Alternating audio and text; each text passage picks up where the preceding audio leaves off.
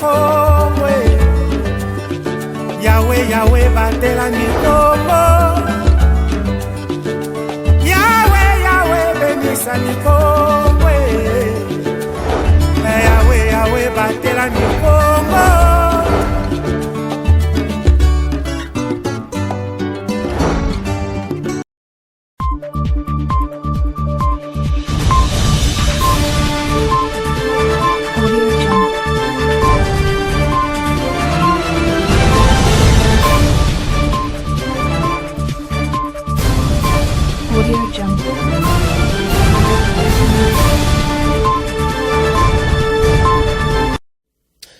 C'est l'heure de vous informer, messieurs et dames. Bienvenue à ce journal réalisé par Gomez Tamba. Salutations à toutes et à tous. Quelques pourcentages de finalistes de la 58e session ordinaire de l'examen d'État sont publiés mercredi 24 juillet de l'année en cours. L'échéance a concerné seulement 5 provinces éducationnelles, dont le Congo central 1. Rivanciala pour plus de précisions. C'est donc le début de la publication. Nous savons que pour obtenir son diplôme d'État, il faut réaliser plus ou moins 50% dans l'ensemble des épreuves. Cette barre a nettement été franchie par les 45 meilleurs lauréats de 5 provinces éducationnelles sur un total de 30 attendus. Comme annoncé dans cette très récente vidéo, Jacques Odiamusungai, inspecteur général de l'éducation nationale et nouvelle citoyenneté, a réussi le pari en respectant l'échéancier tel que parvenu à la population congolaise. Nous avions dit à nos lauréats, aux parents et au public que la publication des résultats de la session 2024 commencerait en date du 24. Et ces choses faites, la délibération a eu lieu sous la supervision de son Excellence Madame la ministre d'État, ministre de l'Éducation nationale et nouvelle citoyenneté. Avec 5 meilleurs lauréats repartis dans 4 établissements, la province éducationnelle Congo central 1 s'aligne derrière les 4 autres. En l'occurrence, Kinshasa Moamba avec 15 meilleurs lauréats, 9 pour Kinshasa Plateau et Équateur 1 et 7 pour Kwilu 1. La particularité dans la province éducationnelle Congo central 1, c'est les chiffres réalisés par les filles en termes de pourcentage du taux de réussite, laquelle a surclassé celui obtenu par les garçons. Congo central 1, avec siège Matadi, vous avez pour les filles 72% de réussite et les garçons 53% de réussite. Là, il y a diminution pour cette année pour les garçons, alors que chez les filles, c'est une montée assez bien remarquable. À savoir, mercredi 24 juillet, date du début des publications des résultats, le taux a affiché 60% de réussite dans les 30 provinces éducationnelles déjà traitées.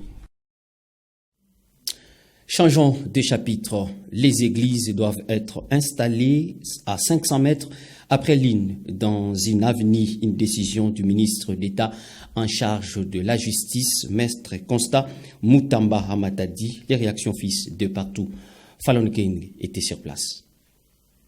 La gestion des églises et asbels qui connaissent une prolifération en RDC pose problème à ces jours. La pollution sonore et l'absence d'un cadre légal sont les conséquences de ces faits évoqués par le ministère de la Justice qui, à travers un communiqué rendu public le samedi 20 juillet dernier, a interdit l'installation d'une association confessionnelle dans un rayon de 500 mètres par rapport à une autre, mais aussi la suspension du F92. Une décision qui a suscité des réactions de part et d'autre. La connaissance selon ma connaissance, il n'y a pas que des églises qui causent la pollution sonore, mais aussi les bars qui dérangent les habitants des alentours. Selon moi, l'État devrait fixer un horaire national pour un meilleur fonctionnement de ces confessions religieuses pendant les heures de culte.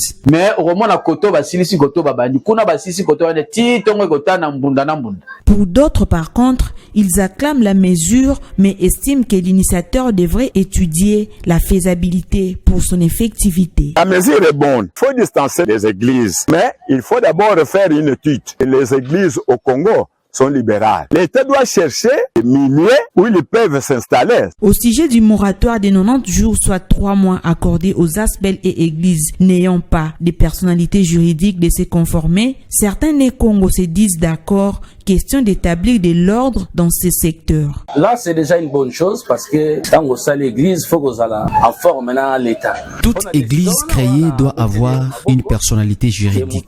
Pour cette décision, j'acclame l'autorité parce que l'ordre doit être établi. Rappelons que l'interdiction d'installer les églises dans un rayon de 500 mètres ne concerne pas celles existant déjà. Restons toujours au ministère de la Justice. Sur demande du ministre d'État, Maître Constant Moutamba, le procès Nanga et ses complices a débuté, voulais-je dire, hier, mercredi 24 juillet 2024, dans la ville-province de Kinshasa, à la cour militaire de Kinshasa-Gombe. Les détails dans ces commentaires.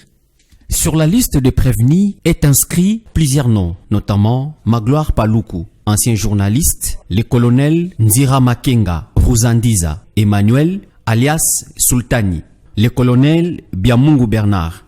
La liste n'est pas exhaustive. Ce procès public a débuté le mercredi 24 juillet 2024 à la cour militaire de Kinshasa-Gombe, dans la ville-province de Kinshasa, sur demande du ministre d'État en charge de la justice, Constant Moutamba. Corneille Nanga et ses alliés sont poursuivis pour crimes de guerre, participation à un mouvement insurrectionnel et trahison dans la partie est de la République démocratique du Congo. Au total, 25 présumés sont inscrits sur les bancs des accusés. Pour cette première étape du procès, 5 accusés présumés complices de Nanga et membres du mouvement rebelle AFC et les M23 ont été identifiés. Les absents seront jugés par contumace. Contacté à ces sujets, Maître Simon Lusonso a éclairé l'opinion publique sur ce que dit d'aucuns sur le déroulement de ces procès. En ma qualité d'avocat, je suis soumis aux règles déontologiques, mais ici il n'est pas question de mettre des points de vue sur les fonds de ces dossiers qui est devant les instances judiciaires, mais il est question pour des raisons d'ordre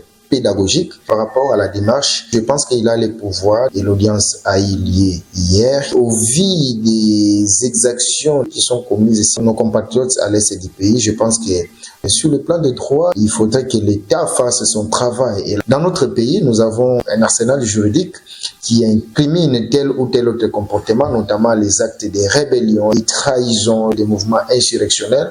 C'est à cette cause que M. Corneille Nanga et ses co-accusés ont été traduits devant les instances judiciaires. Lorsque vous lisez la loi, le code de procédure pénale qui prévoit la procédure par défaut, cela étant prévu, je crois, lorsque un prévenu est en fuite, lorsque l'on ne sait pas l'atteindre régulièrement pour qu'il comparaisse, il y a des mécanismes qui sont prévus par notre législation pour ne pas, n'est-ce pas, bloquer la machine judiciaire. Et je crois que c'est cette procédure par défaut qui est déclenchée. Parce qu'au vu de ce qui se passe, il faudrait décourager ces comportements. Ce n'est pas parce que X ou Y serait en fuite, mais je crois, en dehors de ceux qui sont en fuite, il y a des ceux-là qui ont été arrêtés, qui comparaissent personnellement. Moi, je crois, il y a lieu que la justice fasse son travail.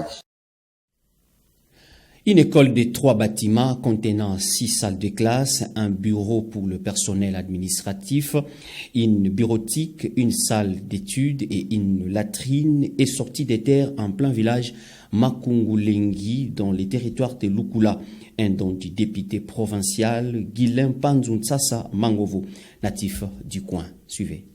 Il fait de la modernisation de sa circonscription son cheval de bataille. Cette école construite en plein village Makungulengi dans les secteurs de Kakongo à Lukula est l'œuvre du député provincial élu de la circonscription de Lukula, honorable Guilain Tsasa Mangovo. Ces défenseurs du peuple est descendu sur place pour constater l'évolution des travaux de cette bâtisse construite dans le sens d'accompagner les chefs de l'État, Félix Antoine Tshisekedi Tshilombo, qui, à travers son projet de PEDEL 145T, a construit plusieurs écoles sur toute l'étendue du territoire national. Ces bâtiments permettra aux apprenants de cette partie de la province du Congo central d'étudier dans de bonnes conditions par rapport à l'ancien bâtiment. Nous soutenons la vision du président de la République. Vous savez que la Constitution de la République démocratique du Congo consacre la gratuité de l'enseignement primaire. Et aujourd'hui, le taux des enfants a sensiblement augmenté.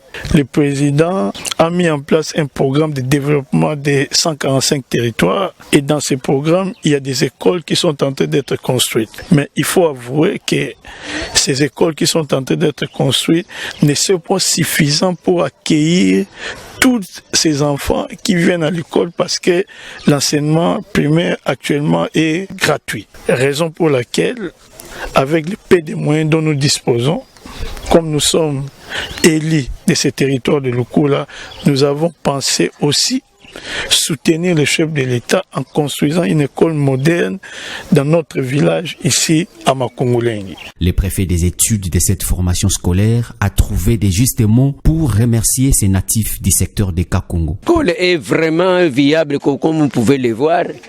Elle est très belle, elle est devenue moderne à tel niveau que les enfants du milieu vont vivre, vont étudier dans de très bonnes conditions par rapport aux conditions où ils étaient. Et puis, on a remercié l'honorable pour l'œuvre abattue. Signalons que cette école de 3 bâtiments contient 6 salles de classe, un bureau pour le personnel administratif, une bureautique, une salle d'études et une latrine. Poursuivant sa mission, l'élite de Lukula a aussi visité les sites prévus pour la construction d'un centre de santé moderne et une maternité.